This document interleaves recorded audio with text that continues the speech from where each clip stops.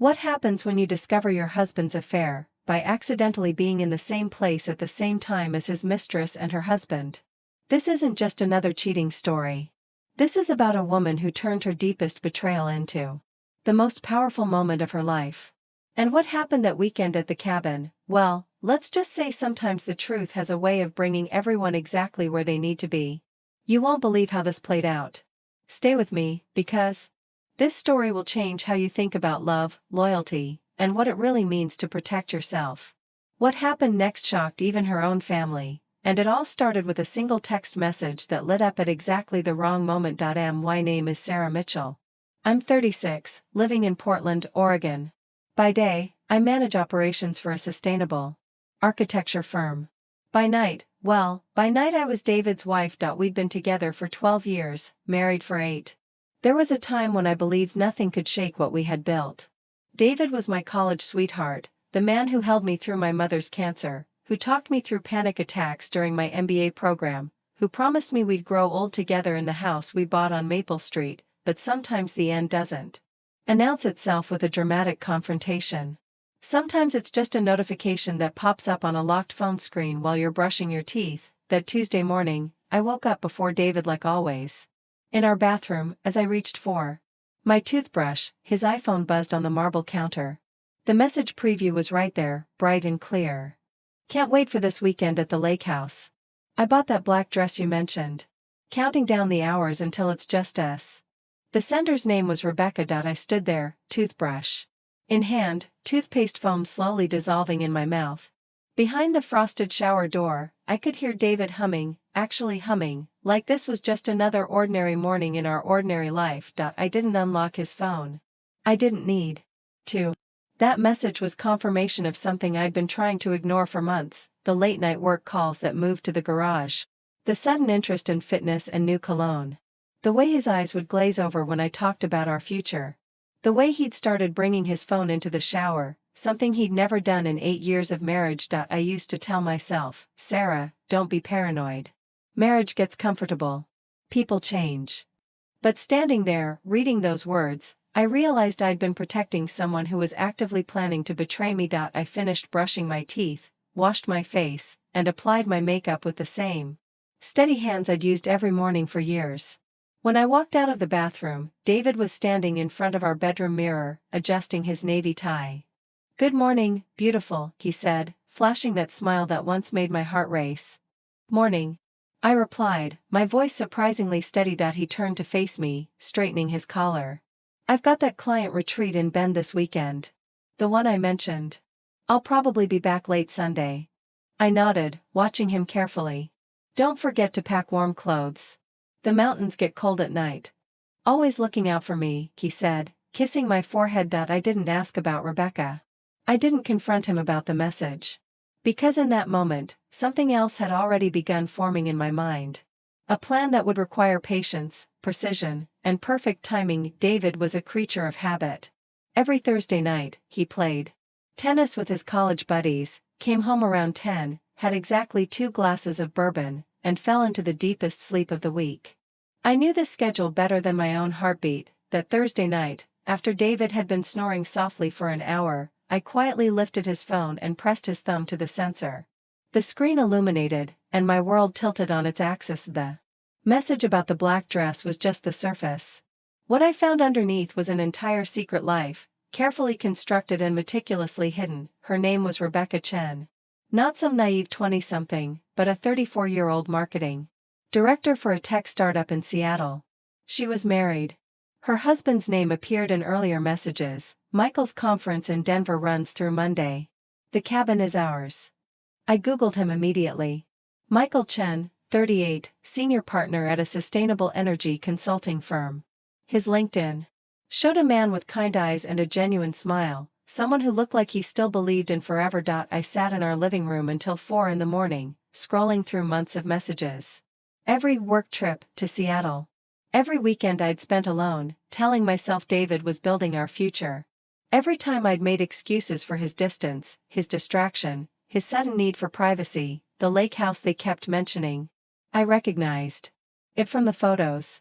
It was the same cabin where David and I had spent our first anniversary, where we'd talked about having children, where I'd once felt so safe in his arms that I thought nothing could ever hurt me again. By sunrise, I had a plan.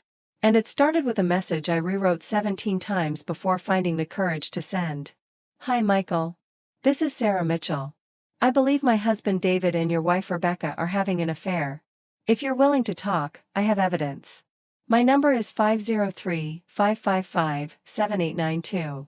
I hit send before I could change my mind. 3 hours later, my phone rang. His voice was deep, steady, but I could hear the tremor underneath. Is this some kind of joke? I wish it were, I replied, my throat tight. I have text messages, photos, and their weekend plans. They're meeting at the Crater Lake cabin this Saturday. A long pause. Then, what do you want to do? I gripped the phone tighter. Would you be willing to meet them there? Before they open the wine or take off their coats? Another pause. Let's talk first. I need to see what you know. We agreed to meet Friday afternoon at a coffee shop in Salem, halfway between Portland and his home in Eugene. I arrived early, choosing a table with a clear view of the parking lot, my hands trembling slightly as I watched every car that pulled in. When Michael walked through the door, I recognized him immediately. Tall, wearing a gray wool coat, moving with the careful precision of someone carrying invisible weight. He sat down across from me without small talk. I placed my phone on the table, opened David's message thread with Rebecca, and slid it across to him. With each swipe, I watched his face change. When he reached the photo Rebecca had sent, her bare feet on the hardwood floor he'd personally designed and installed in that cabin, his jaw tightened, and his hand stilled. I thought it was just stress, he said quietly, leaning back in his chair. We've been trying to have a baby for 3 years. After the second miscarriage, she pulled away. Said she needed space. Now I know what kind of space she meant. We sat there for 2 hours, two strangers bound by betrayal, sharing the specific details of our separate hells. I told him about the credit card charges at restaurants I'd never been to, the Uber receipts from neighborhoods 40 minutes from David's office, the way David had started doing laundry on weekends. Something he'd never done in our entire marriage. Michael told me about Rebecca's sudden interest in weekend work trips, her new habit of showering immediately after coming home, the way she'd started sleeping on the far edge of their bed like she was afraid he might touch her. I still have the spare key to the cabin, he said finally. Rebecca doesn't know I kept it when we separated. The keys after the divorce, we bought it together during better times. David thinks I'm visiting my sister in San Francisco this weekend, I said. He has no idea I'll be anywhere near Crater Lake. Michael looked directly at me. So we'll be there first. No yelling, no drama. Just, let them walk in and see us. And see the truth. I nodded, feeling something shift inside me. Not anger. Exactly. Not even sadness. Just a cold, clear determination. They think they're so careful, I said. But they forgot that people who really know you can always find the truth.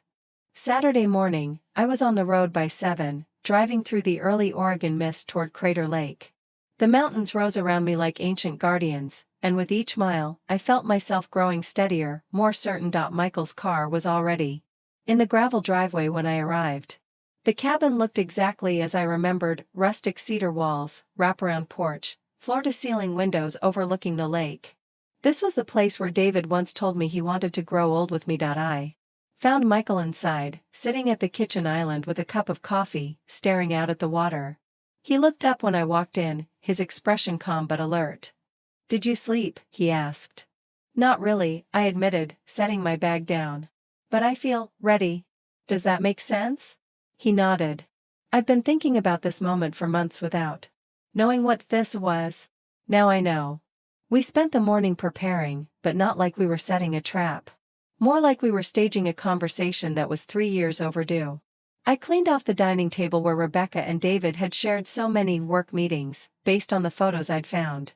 Michael brought in a bottle of wine from his car, the same brand Rebecca had posted about on her Instagram, calling it the taste of perfect weekends.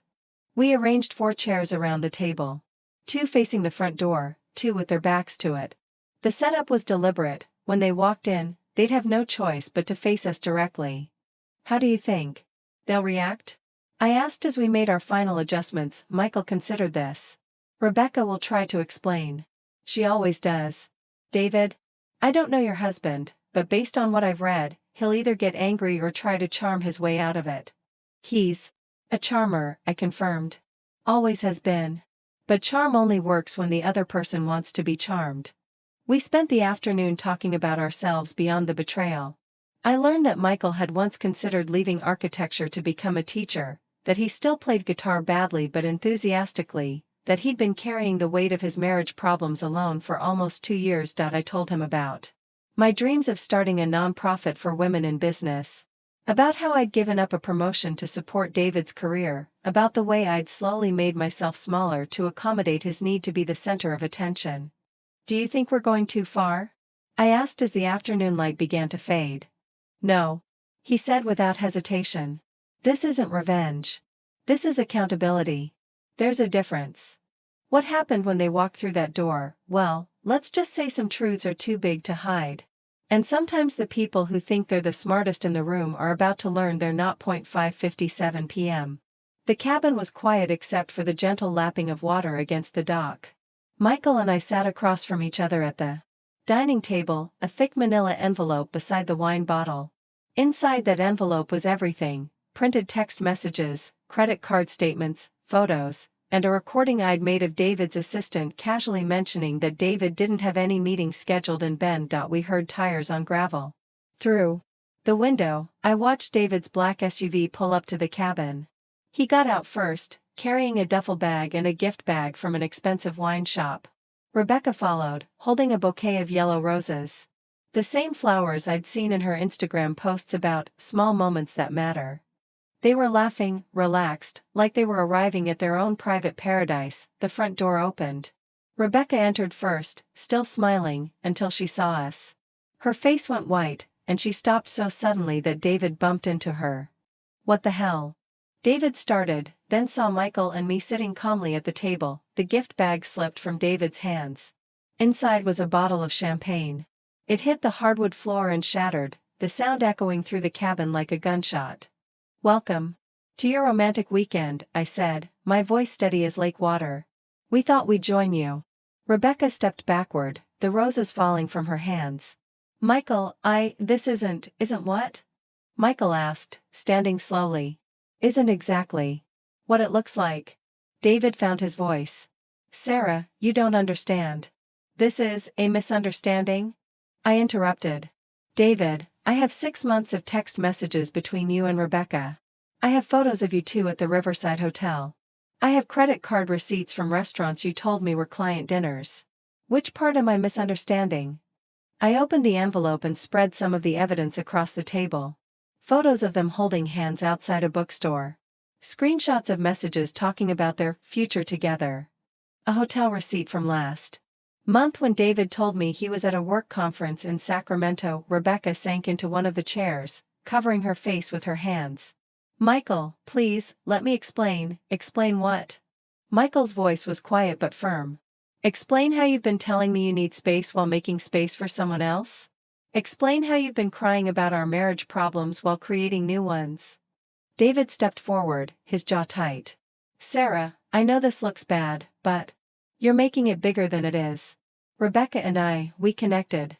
But it doesn't change what we have. I looked at him steadily. What we have, David, is a marriage built on lies. And what you and Rebecca have is, what, exactly? Love? Or just the thrill of betraying people who trusted you? The room fell silent. Rebecca was crying quietly, her shoulders shaking. David looked like he was searching for words that didn't exist. I stood up, smoothing my sweater. I didn't come here to fight. I came here to give you both a choice. You can continue this relationship, but you'll do it as single people. Or you can end it and try to rebuild what you've broken. But you can't have both. Sarah. David started. I'm not finished. I said, my voice still calm. David, you remember when your dad had his heart attack 2 years ago? Who drove you to the hospital at 3 a.m? Who held your hand in the waiting room? Who took care of everything while you fell apart? He was quiet. And Rebecca? I continued, turning to her. Michael told me about your brother's addiction, how you've been sending money to help with his treatment. Does David know about that? Does he know about the nights you've spent crying about your family? Rebecca looked up, confused. How do you Because that's what people who love you do, I said. They know your pain. They carry it with you. They don't run from it or try to replace it with excitement and hotel rooms. Michael stepped forward. Rebecca, I've known about Jake's problems for 6 months. I've been trying to give you space to handle it because I thought you needed privacy. I didn't realize you were handling it with someone else. David ran his hands through his hair. This is insane. Sarah, you're acting like I'm some kind of monster. People fall out of love. It happens. You're right, I said. It does happen. But you don't get to fall out of love while I'm still in it. You don't get to make me feel crazy for sensing something was wrong while you're actively lying to me every day. I walked to the window, looking out at the lake. I spent 3 years making excuses for you. Telling myself you were stressed, that work was hard, that marriage goes through phases. I made myself smaller and smaller, trying to figure out what I'd done wrong. When I turned back, both David and Rebecca were staring at me. But I didn't do anything wrong, I continued. I loved you honestly. I trusted you completely. And you both decided that wasn't enough.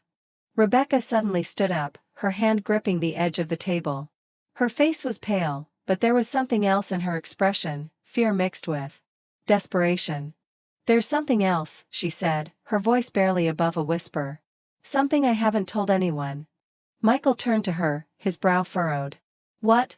Rebecca looked from Michael to David, then back to me. I'm pregnant. The cabin went completely silent. Even the wind outside seemed to stop. David stared at her, his mouth open. What did you say? I'm pregnant, Rebecca repeated, her voice stronger. Now. I found out 2 weeks ago. I was going to tell you both this weekend, but, Michael sat down heavily. Is it mine? Rebecca nodded quickly. Yes. David and I, we were always careful. But with you and me? Before things got so complicated, I felt something shift inside me. Not jealousy, exactly.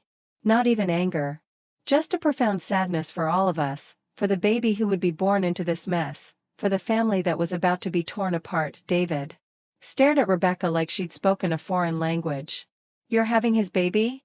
Don't say it like that, Rebecca snapped, showing the first real emotion since we'd confronted them. This baby isn't a mistake. It's the only honest thing in this whole situation. Michael stood up slowly, walking to the window. How far along? 8 weeks, Rebecca said quietly. I know the timing is horrible, but the timing isn't horrible, I interrupted. The timing is perfect. This baby is going to have parents who know the truth about each other. That's more than most children get. David turned to me, his face flushed. Sarah, you can't be serious. You're going to end our marriage over this? I looked at him for a long moment. David, I'm not ending our marriage. You ended it 6 months ago when you decided someone else was more important than our vows. I'm just making it official.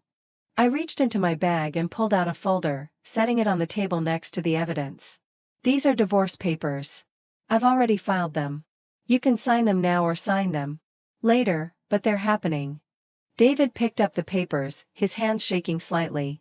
Sarah, please. We can work through this. We can go to counseling, we can't, I said simply. Because you don't want to work through this. You want to keep doing what you've been doing while I pretend it's not happening. And I'm not going to do that anymore. Rebecca was crying again, but quietly now. Michael, I know I have no right to ask, but you're asking anyway, Michael said, still looking out the window. That's what you do, Rebecca. You make choices and then ask other people to deal with the consequences. He turned back to face her. But this baby is innocent. And I won't punish a child for their parents' mistakes. So you'll stay, she asked hopefully. I'll stay until the baby's born, Michael said. After that, we'll see. But Rebecca, this marriage is over. We both know it. We've known it for months. Maybe we can figure out how to be good co-parents. But we can't figure out how to be husband and wife. Not anymore. The sun was setting over Crater Lake, painting the water in shades of gold and amber. Inside the cabin, we'd reached a strange kind of peace. Not the peace of forgiveness, but the peace of truth finally spoken. David had signed the divorce papers. His hands shook as he wrote his name, but he signed them. Rebecca and Michael were talking quietly about practical things, doctor's appointments, living arrangements, how to tell their families. I gathered my things, folding the evidence back into its envelope. I didn't need it anymore. The truth was out, and that was all I'd wanted. Sarah, David said as I reached the door. I want you to know. I never meant for it to happen like this. I turned back to him. David, I believe you. But never meaning for it to happen doesn't change the fact that it did. And it doesn't change the fact that you made choices, every single day, that led us here. So this is it, he asked. 8 years, and it's just over? 8 years wasn't wasted, I said. I learned things about myself, about what I want, about what I won't accept. And maybe someday, you'll learn something too. I walked out into the cool evening air, where Michael was waiting by his car. How do you feel? He asked. I considered the question. Tired. Sad. But free. I feel free. I know what you mean, he said. I've been carrying this weight for so long, I forgot what it felt like to stand up straight. We stood there for a moment, looking at the cabin where our marriages had officially ended. What happens now? I asked. Now we figure out how to be ourselves again, Michael said. How to trust our own judgment. How to believe in good things again. I nodded. That sounds like a good plan. What happened next changed everything about how I saw love, trust, and my own worth. And if you're wondering whether I ever looked back, well, let me tell you about the life I built after I walked away. 6 months later, I was standing on the deck of my new apartment in downtown Portland, holding a cup of coffee and watching the sunrise paint the city in soft pastels. The divorce had been finalized in 8 weeks, thanks to David's cooperation and my thorough documentation. I'd kept the house but sold it immediately, using the money to buy a smaller place that was entirely mine. David had moved in with a roommate, his confidence shaken by the reality of starting over at 37. His job performance had suffered, and he'd been passed over for a promotion he'd been counting on. Rebecca had returned to Michael, and they were trying to make co-parenting work, but it was complicated and painful for everyone involved. I'd changed jobs, leaving the architecture firm to start my own consulting business. I worked with small companies on sustainable practices, traveling less but earning more, building something that was entirely my own creation. Michael and I stayed in touch, not constantly but consistently. A text on holidays. A phone call when one of us had a bad day. A friendship born from shared trauma but sustained by mutual respect and understanding. How's the baby? I asked during one of our calls. Beautiful, he said, and I could hear the smile in his voice. She has Rebecca's eyes and my stubborn streak. Rebecca's, trying. We're all trying. That's all any of us can do, I said. Sarah, he said after a pause. I want you to know. That day at the cabin, what you did, it saved my life. I was drowning, and I didn't even know it. We saved each other, I said. That's what people do when they refuse to keep living in lies. I didn't date for almost a year. I needed to remember who I was when I wasn't trying to be someone else's idea of perfect. I took pottery classes, learned to play guitar, traveled to places David had never wanted to go. I discovered that I actually liked being alone, that solitude wasn't the same as loneliness. When I finally did start dating again, I was different. I asked harder questions. I paid attention to actions instead of just words. I didn't make excuses for inconsistency or try to fix people who weren't interested in fixing themselves. One evening, almost 2 years after the cabin, I was having dinner with a friend who'd gone through her own divorce. Do you ever miss it? She asked. The marriage, I mean. The certainty of it? I thought about it. I miss the idea of it, I said. The version I thought I had. But I don't miss the reality. I don't miss making myself smaller to accommodate someone else's selfishness. I don't miss pretending everything was fine when it wasn't. Do you think you'll get married again? Maybe, I said. But it would have to be to someone who enhances my life instead of consuming it. Someone who sees my independence as a strength, not a threat. That sounds lonely, she said. No, I said, smiling. Lonely is being married to someone who's already left you emotionally. This is just peaceful. That night, I sat on my deck with a glass of wine and a book I'd been meaning to read for months. The city lights twinkled below me, and I felt something I hadn't experienced in years, contentment. I thought about the woman I'd been 2 years ago, brushing her teeth while her husband showered, seeing that text message and feeling her world collapse. I wanted to reach back through time and tell her what I knew now, that betrayal isn't the end of your story. It's just the end of a chapter, that you can't love someone into being trustworthy, but you can love yourself enough to walk away when they're not, that the right person will never make you feel like you're asking for too much when you ask for honesty, that starting over isn't a failure. It's courage. My phone buzzed with a text from Michael. Rebecca and I finalized the custody agreement today. It's done. How are you? I texted back, I'm good. Really good. How does it feel to be free? Like, I can breathe again, he replied. Thank you for showing me it was possible.